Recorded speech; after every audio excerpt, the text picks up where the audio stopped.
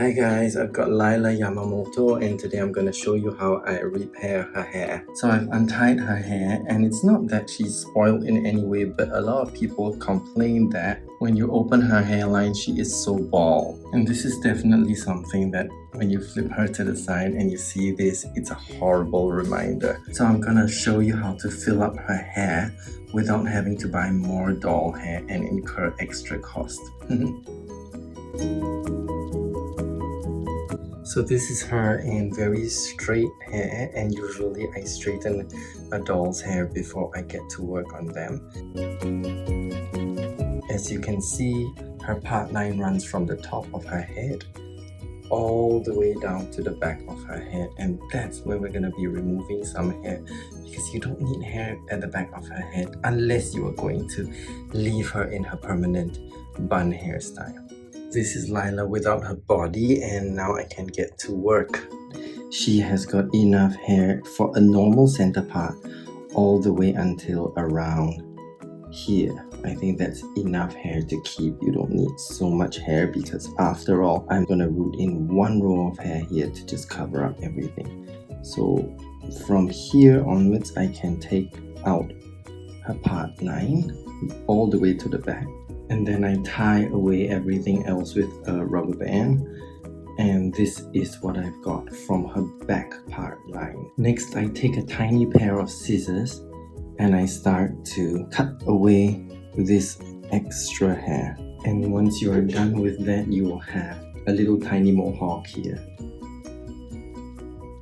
I've cut it as close to her scalp as humanly possible, and then I use my big needle and I start poking all the stubble back into her head to get rid of it. So the reason I've chosen to push the stubble back in rather than pull it out with a nail clipper or something like that is because of the way the hair is rooted on the inside. Sometimes if you remove this, a whole chain of hair could come off. Next, I take the hair that I've cut out and I spread some fabric glue on it very generously and rub it in and then leave it to dry. Now when the glue is almost dry, start separating them into small sections about the amount of hair that you would see coming out from each plug.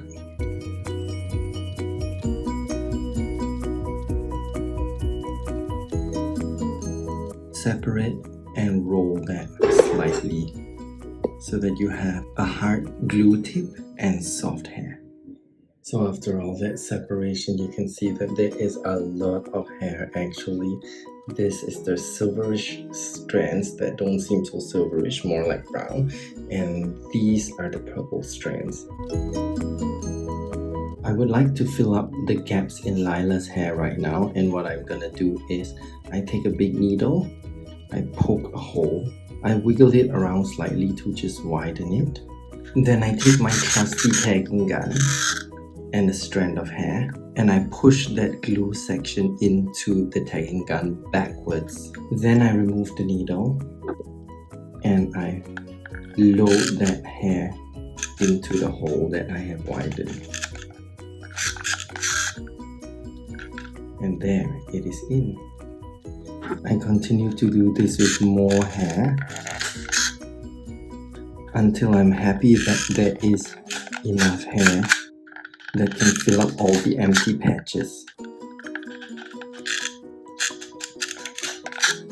This is quite a quick process, and you can see that there is already enough hair down here. I'll just continue down here. This should be quite an easy process, and it should not be very painful after you have widened the hole. The hair will be securely in because after a while the hole that has widened will sort of close back, and of course I will put glue into her hair at the end and you won't have to worry about the hair falling off.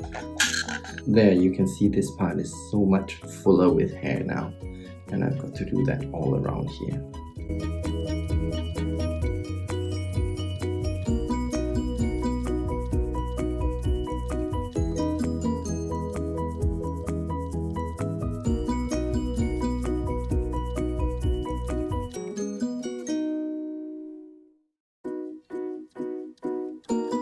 Now you can see that this whole section that used to be bald now has a lot more hair, and with her part line kind of covering that back, it is so much better.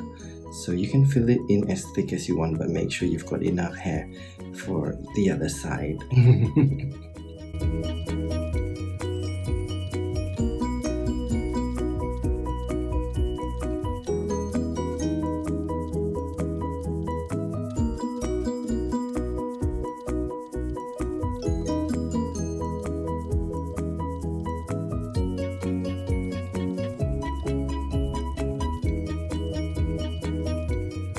So this is the part of her hair where she was completely bald, if you remember. From that process, I have added in so much hair, and this is from her own head, so it's exactly her own hair. So it's like two things: you make sure that you have the exact color match, you also make sure that you have the same hair material, and finally you don't have to spend money buying extra hair to reroot, because it's not expensive to buy extra hair, but doll hair isn't sold in a lot of countries, and because of that the shipping can be very expensive. After a boil wash, her hair is so flat and nice, and you can see that it's no longer bald inside. But I don't like these bangs, so I think I'm gonna remove them. Anyway, this one is short on one side and long on one side. I really don't like it. Here she is in very long and gorgeous straight silky hair. I've decided to take out her bangs with some tweezers, and here is her hair much fuller. You can see that it's all filled up, although it's not very thick like some of the Rainbow High dolls are, but you can see that it's much better and there aren't any bald spots. So right now I'm going to curl her hair, and here she is with curls at the bottom of her hair, and I'm kind of liking this look very much for her. If you do follow this, please tag me on Instagram. My Instagram is the same as my YouTube. It's Toys Will Be Boys. Thank you for watching, and please do subscribe to support me. And if you are a subscriber already, thank you for returning to watch my videos. And here she is with her friend Kim, and with thicker, longer bangs. So if you want to see how I did that, it's in a previous video.